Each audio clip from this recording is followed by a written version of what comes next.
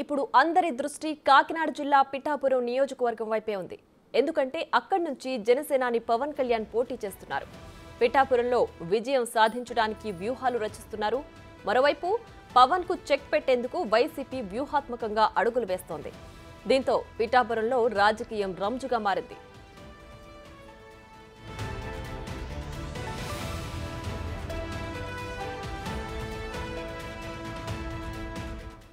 పిఠాపురంలో తనను ఎమ్మెల్యేగా గెలిపించాలని పవన్ కళ్యాణ్ అభ్యర్థించారు.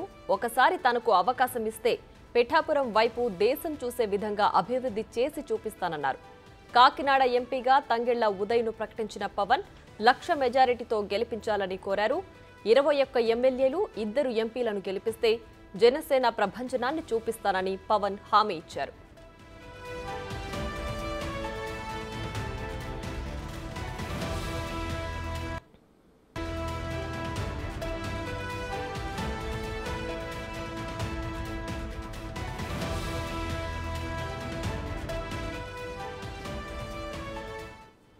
పిఠాపురంపై సీఎం జగన్ ప్రత్యేక ఫోకస్ పెట్టారు. అక్కడి నుంచి వైసీపీ ఎంపీ గీతను బరిలోకి దింపుతున్నారు. పవన్ ను ఓడించేందుకు జగన్ వ్యూహాలకు పదును పెడుతున్నారు. ఇందులో భాగంగా అందుబాటులో ఉన్న అన్ని అస్త్రాలను ఉపయోగిస్తున్నారు. పిఠాపురం అసెంబ్లీ సీటు పరిధిలో మండలాల వారీగా ఇన్ఛార్జీలను నియమించారు. నియోజకవర్గంలో కాపు నేతల్ని దారికి తెచ్చుకునేందుకు ఈ మధ్య పార్టీలో చేరిన ముద్రగడ పద్మనాభాన్ని రంగంలోకి దింపారు.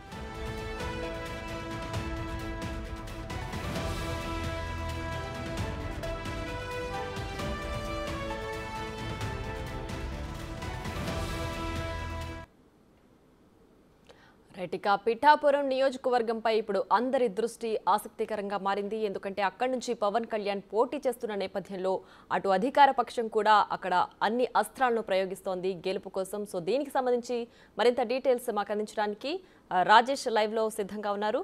రాజేష్, చెప్పండి, పిఠాపురం నియోజకవర్గంలో ప్రస్తుత రాజకీయ పరిస్థితి ఏ విధంగా ఉంది? Good morning Priya. ఎన్నికలు దగ్గర పడుతున్న కొద్దీ మొత్తం వైఎస్ఆర్సీపీ దృష్టి అంతా కూడా పిఠాపురం మీద పెట్టింది. పిఠాపురం నుంచి పవన్ కళ్యాణ్ ఎప్పుడైతే పోటీ చేస్తుందని చెప్పారో మొత్తం సోర్స్ అంతా కూడా వైఎస్ఆర్సీపీకి ఉన్న పెద్ద పెద్దలంతా కూడా మొత్తం పిఠాపురం మీద దృష్టి పెట్టి పరిస్థితుంది. ఇంచుమించుగా పిఠాపురంలో 3 మండలాలకి కూడా 3 ప్రత్యేక ప్రతినిధులు ఏర్పడించారు. కొత్తపల్లి మండలానికి సంబంధించి మాజీ మంత్రి దాడిశెట్టి రాజా ప్రస్తుతం అయితే అక్కడ ఆ మండలానికి ఇన్ఛార్జిగా తీసుకున్నారు. పిఠాపురం సంబంధించి మిథున్ రెడ్డి ఆయన కూడా పిఠాపురం సంబంధించిన పూర్తిగా పిఠాపురం మీద దృష్టి పెడుతున్నారు. ఇకపోతే గొల్లప్రోలు మండలం మాజీ మంత్రి కురసాల కన్నబాబు అక్కడ తిష్ట వేసి కూర్చున్నారు చెప్పాలి.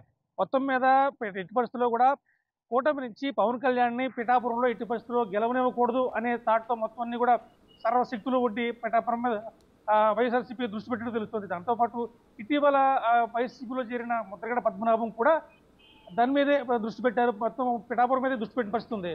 మొత్తం మీద చూసుకుంటే అన్ని పార్టీలు కూడా మొత్తం కూటమిలో భాగంగా టీడీపీ, బీజేపీ, జనసేన మొత్తం ఈ కూటమిలో భాగంగా అక్కడ ఉమ్మడి అభ్యర్థిగా పవన్ కళ్యాణ్ బరిలో ఉంచిన పరిస్థితి తెలిసిందే. ఈ నేపథ్యంలో మొత్తం రాష్ట్ర రాజకీయాలన్నీ ఒక ఎత్తున ఉంటే పవన్ కళ్యాణ్ ఓడించే దిశగా వైసీపీ కూటమి మాత్రం చాలా తీవ్రంగా ప్రయత్నిస్తుందని చెప్పాలి. మంచిగా నిన్న పవన్ కళ్యాణ్ మాట్లాడిన తర్వాత తంగెళ్ల ఉదయ్ శ్రీనివాస్ యాదవ్ ఎవరైతే ఉన్నారో పిఠాపురం ఇన్ఛార్జ్ అని కాకినాడ ఎంపీగా పంపించారు. అలాగే నేను ఎంపీగా పోటీ చేయాలనుకున్నాను, కాకపోతే పిఠాపురం నుంచి పోటీ చేస్తాను.